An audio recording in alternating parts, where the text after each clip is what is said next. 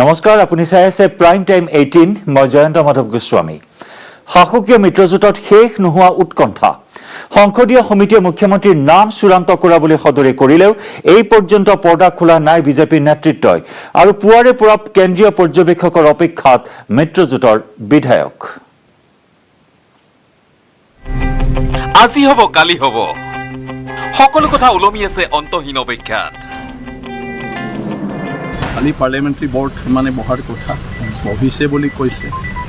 আজি আকৌ মানে ছাপ'জ কি কয় আপোনাৰ অবজাৰ্ভাৰ পঠোৱাৰ কথাটো আজি কোৱাৰ কথা, গতিকে ডেফিনেটলি মানে কেই মুহূৰ্তমানৰ পিছত কিবা নহয় কিবা এটা হ'ব। সেইদিনাৰ পৰা সেইটো কথাই কৈ আছে, কোনেওতো দিন তাৰিখ কোৱা নাই নহয় যে সদায় কালি হ'ব পৰহি হ'ব। মই ভাবোঁ তেনেকুৱা শংকা বা সংকোচ হ'বলগীয়া একো নাই, কিন্তু বিভিন্ন পৰিৱেশ পৰিস্থিতি লৈ ফালে আৰু যিকোনো মুহূৰ্ততে কাকবা পঠাব। আমি ইয়াত সিটো লৈয়ে 24 ঘণ্টা আপোনালোকে ব্যস্ত হৈ থকাৰ কাৰণে মানে কেতিয়া হয় কেতিয়া খবৰ পায়, সেইটো নৰ্মেল 2-3 দিনৰ কথা কৈ আছে। মেছেজ এটাই যে মানে ইয়াত অবজাৰ্ভাৰ আহিব, তো অবজাৰ্ভাৰ অহাৰ লগে লগে ইয়াত বিধায়কসকলৰ লগত বহিব, সকলোৰে মত গ্ৰহণ কৰিব, মত গ্ৰহণ কৰে, জনায় কি কৰে, যি নিৰ্দেশ পাৰ্টিটো সেইটোৱেই মানে পৰম্পৰা। আহি পালে যিটো কয় সেইটোৱেই হ'ব। কেন্দ্ৰীয় পৰ্যবেক্ষক আহিব, মুখ্যমন্ত্ৰীৰ নাম ঘোষণা কৰিব, শপত গ্ৰহণ হ'ব, হওঁতে সকলোৱে হ'ব, কিন্তু নহৈছে। সাংসদ হৰেণ সিং বেও ক'লে সংসদীয় সমিতিয়ে চূড়ান্ত কৰিছে মুখ্যমন্ত্ৰীৰ নাম, কিন্তু তথাপি তেওঁ নক'লে কাক নিৰ্বাচন কৰা হ'ল মুখ্যমন্ত্ৰী। সিদ্ধান্তটো ল'লে পাৰ্লিয়ামেণ্টাৰী বৰ্ডে, কাৰ নাম কি আছে নাজানো, পৰ্যবেক্ষক আহি পেলাই জনাব। এইটো ডিটেইল পোৱা কেতিয়ালৈকে আহি পোৱাৰ সম্ভাৱনা? আজিৰ ভিতৰত আহি পাব মোৰ মতে। মানে এতিয়া নাজানো সিদ্ধান্ত, মইতো তাত নাই নহয়, পাৰ্লিয়ামেণ্টাৰী বৰ্ডৰ সদস্য নহয়, মোৰ অন্তৰৰ কথাটো মই কৈছোঁ। তেতিয়ালৈকে আপোনালোকেও কৰক অপেক্ষা। Bureau report, news 18 Assam north east.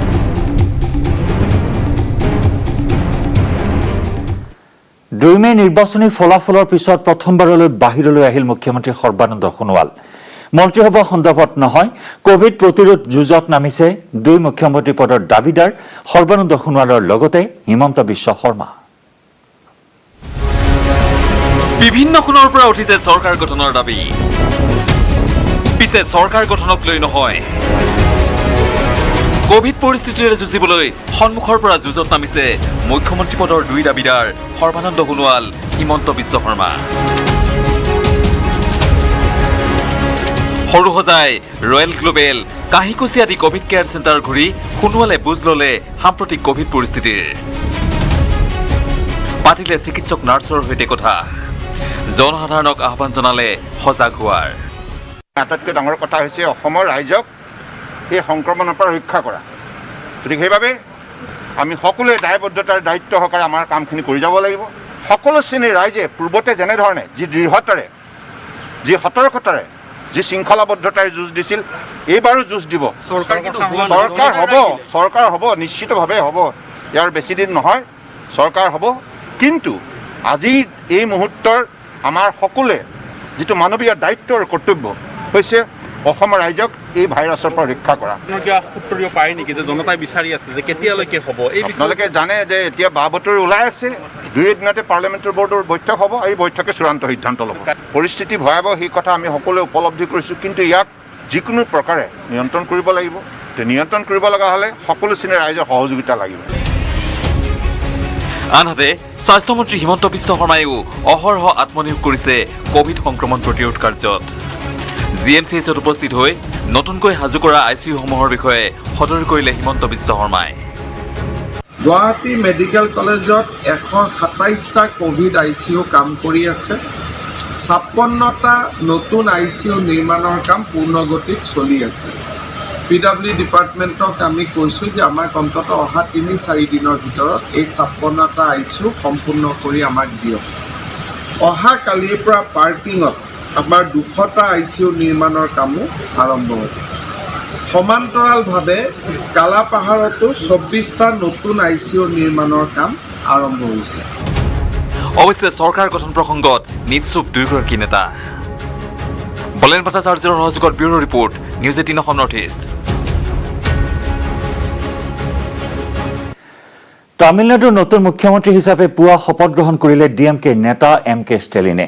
Corona নিধিৰ পিছত তামিলনাডুবাসীয়ে ষ্টেলিনৰ ৰূপত লাভ কৰিলে প্ৰথমগৰাকী ডিএমকে দলৰ মুখ্যমন্ত্ৰী 33 গৰাকী মন্ত্ৰীসহ ষ্টেলিনক গোপনীয়তাৰ শপত বাক্য পাঠ কৰোৱালে ৰাজ্যপাল বনৱাৰীলাল পুৰোহিতে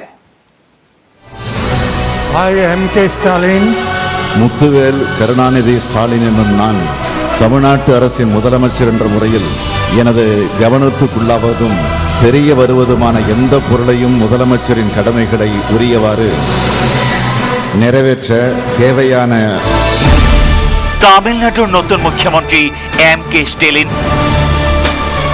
শুকুৰবাৰে পুৱা ৰাজ্যখনৰ নতুন মুখ্যমন্ত্ৰী হিচাপে শপত গ্ৰহণ কৰিলে এম.কে. ষ্টেলিনে தமிழ்நாட்டு அரசின் முதலமைச்சராக ৰাজভৱনত অনাড়ম্বৰপূৰ্ণ অনুষ্ঠানত ৰাজ্যপাল বনৱাৰীলাল পুৰোহিতে পাঠ কৰালে শপত বাক্য தமிழ்நாட்டு அரசின் முதலமைச்சர் என்ற முறையில் বগা শাৰ্ট আৰু ধুতি পৰিধান কৰি 68 বছৰীয়া এম.কে. ষ্টেলিনে প্ৰথমবাৰৰ বাবে মুখ্যমন্ত্ৰী হিচাপে শপত বাক্য পাঠ কৰোঁতে আনন্দাশ্ৰু বাগৰি আহিল পত্নী দুৰ্গা ষ্টেলিনৰ இந்திய அரசியலமைப்பின்பால்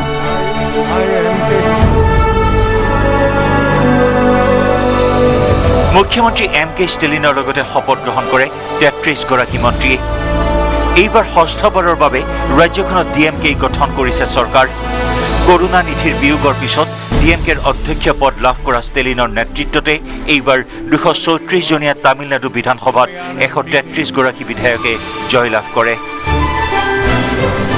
কোভিড সংক্ৰমণৰ প্ৰতি লক্ষ্য ৰাখি সীমিত সংখ্যক লোকেৰে অনাড়ম্বৰ অনুষ্ঠানটোত উপস্থিত থাকে ষ্টেলিনৰ পত্নীসহ পৰিয়ালবৰ্গ লক্ষণীয়ভাৱে উপস্থিত থাকে ষ্টেলিনক বিৰোধিতা কৰি অহা জ্যেষ্ঠ ভাতৃ আলাগিৰি ডিএমকে চৰকাৰ গঠনৰ পথ প্ৰশস্ত হোৱাৰ পিছতেই ষ্টেলিনক শুভেচ্ছা জ্ঞাপন কৰিছিল জ্যেষ্ঠ ভাতৃয়ে আজিৰ উপস্থিতিয়ে দুই ভাতৃৰ মাজত দূৰত্ব হ্ৰাস পোৱাটোকেই সূচাইছে AIADMকে প্ৰতিনিধিত্ব কৰি শপত গ্ৰহণ অনুষ্ঠানত উপস্থিত থাকে প্ৰাক্তন উপমুখ্যমন্ত্ৰী অ' পনীৰসেলভাম আৰু প্ৰাক্তন বিধানসভাৰ অধ্যক্ষ ডি ধনপাল বিজেপিক প্ৰতিনিধিত্ব কৰি এল গণেশন MNMৰ অধ্যক্ষ তথা অভিনেতা কমল হাছান প্ৰশান্ত কিশোৰ শপত গ্ৰহণ অনুষ্ঠানত উপস্থিত থাকে ৰাজ্যখনত 10 বছৰৰ অন্তত AIADMকেৰ পৰা ক্ষমতা হস্তান্তৰিত হ'ল ডিএমকেলৈ কৰুণানিধি জয়ললিতাৰ প্ৰয়াণৰ পিছত তামিলনাডুত আৰম্ভ হ'ল উত্তৰ প্ৰজন্মৰ ৰাজনৈতিক যুঁজ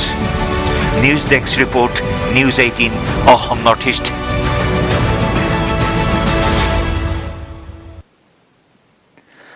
দেশত কোভিডৰ দ্বিতীয় ঢৌৱে সংহাৰ চলাই থকাৰ সময়তে বিশেষজ্ঞই মত প্ৰকাশ কৰিছে তৃতীয় ঢৌৱে কোবাই যাব সমগ্ৰ দেশ লক্ষণীয়ভাৱে তৃতীয়টো ঢৌত শিশুসকল অধিক আক্ৰান্ত হোৱাৰ সম্ভাৱনা ব্যক্ত কৰিছে বিশেষজ্ঞৰ দলটোৱে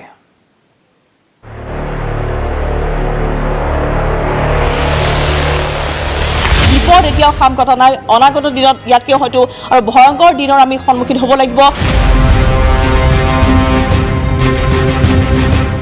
যি সময়ত সমগ্ৰ ভাৰততে কৰোনাৰ দ্বিতীয়টো লহৰে গ্ৰাস কৰি গৈছে প্ৰতিটো প্ৰান্ততে আক্ৰান্তৰ সংখ্যা আৰু মৃতকৰ সংখ্যা বৃদ্ধি পাবলৈ ধৰিছে সেই সময়তে পোহৰলৈ আহিছে এক উদ্বেগজনক তথ্য ভাৰতৰ বৈজ্ঞানিক উপদেষ্টা প্ৰধান কে বিজয় ৰাঘৱনে এই কথা সদৰি কৰিছে যে অতি শীঘ্ৰেই আহি আছে কৰোনাৰ তৃতীয়টো লহৰ কিমান ভয়ংকৰ হ'ব কৰোনাৰ এই তৃতীয় লহৰ সেই কথা এতিয়ালৈকে স্পষ্টভাৱে উল্লেখ কৰা নাই যদিও সমগ্ৰ দেশবাসীকে ইয়াৰ বাবে সাজু হৈ থাকিবলৈ উপদেষ্টাগৰাকীয়ে আহ্বান জনাইছে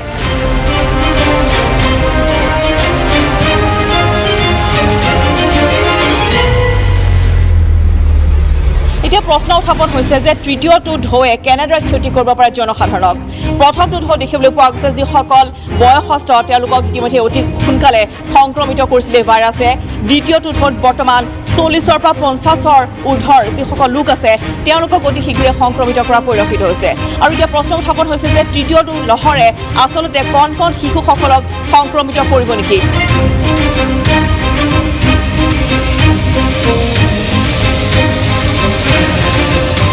বৈজ্ঞানিকসকলক বৰ্তমান ব্যস্ত হৈ আছে তেওঁলোকে এই সংক্ৰমণৰ বিৰুদ্ধে কেনেদৰে আচলতে যুঁজ দিব পাৰি তাৰ বাবে প্ৰতিষেধক নিৰ্মাণ কৰাত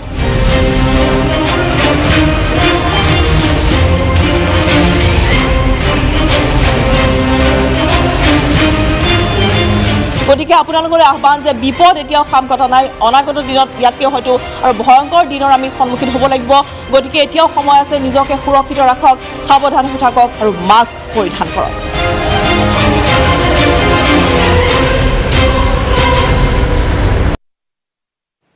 চৰকাৰ গঠন কৰিব নোৱাৰাটো লজ্জাজনক। মন্ত্ৰীসভা গঠনত বিলম্বক লৈ বিৰোধীৰ একেমুখে ধিক্কাৰ, সমালোচনা। কোভিড পৰিস্থিতিৰ প্ৰতি লক্ষ্য ৰাখি শীঘ্ৰেই চৰকাৰ গঠনৰ দাবী জনাইছে বিৰোধী মহাজোঁটে।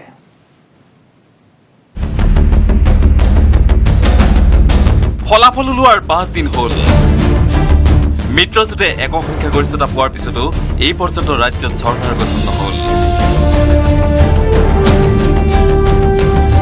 চৰকাৰ গঠনত বা মুখ্যমন্ত্ৰীৰ শপত গ্ৰহণত বিলম্ব হোৱাত ক্ষোভ প্ৰকাশ কৰিছে বিৰোধী দলসমূহে। ইমিডিয়েট এজন মুখ্যমন্ত্ৰীয়ে শপত গ্ৰহণ কৰে যোনেই হওক, গতিকে ইমিডিয়েট যদি হৈ যায় তেতিয়াহ'লে বহুত ভাল হয়। কোভিড পৰিস্থিতিত মই অনুৰোধ কৰিছোঁ বিজেপি দলক মই অনুৰোধ কৰিছোঁ যে আপোনালোকে ইমিডিয়েট সিদ্ধান্ত লওক আৰু অসমৰ এই ভয়াৱহ পৰিস্থিতি আপোনালোকে অন্ততঃ চৰকাৰ হিচাপে আপোনালোকে অন্ততঃ এই পৰিস্থিতিৰ মোকাবিলা কৰক। সাংসদ তথা আঞ্চলিক গণমৰ্চাৰ নেতা অজিত ভূঞাই আকৌ ক'লে 5 দিনৰ ভিতৰতো চৰকাৰ গঠন কৰিব নোৱাৰাত তেওঁ হেনো লাজ পাইছে। আমি লজ্জিত হৈছোঁ, আচৰিত হৈছোঁ যে চৰকাৰখনে এই মুহূৰ্তলৈকে নতুন চৰকাৰখনে সকলো হৈ আছে, অথচ তেওঁলোকে শপত ল'ব পৰা নাই।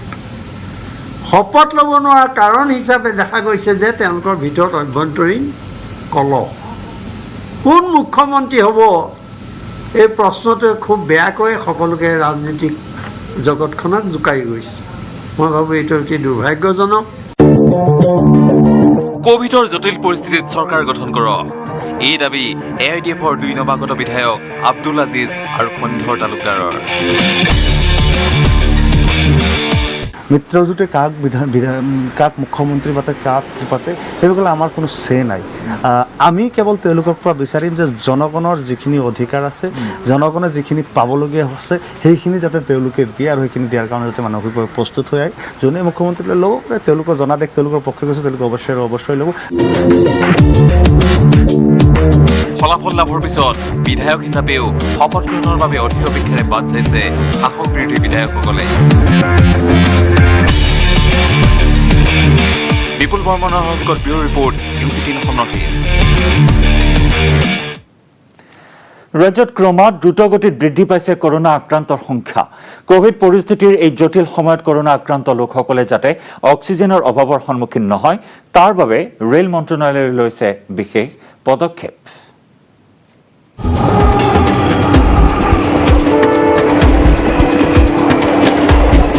মই বৰ্তমান উপস্থিত আছোঁ তিনিচুকীয়া ৰেলৱে ষ্টেচনত, আৰু যিখন ৰেল মই বৰ্তমান দেখাবলৈ মোৰ কেমেৰা পাৰ্চনক অনুৰোধ জনাইছোঁ, এইখন ৰেল হৈছে আইচলেশ্যন কোচ।